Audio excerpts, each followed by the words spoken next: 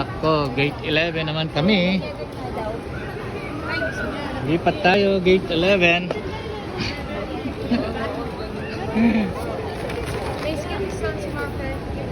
Okay.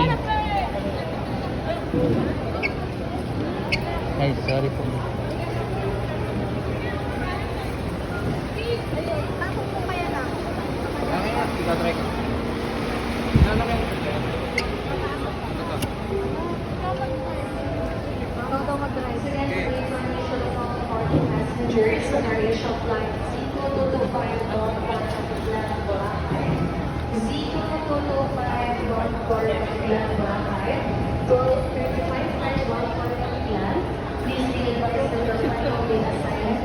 So na, excited. Hindi raw siya excited, pero naiinip na.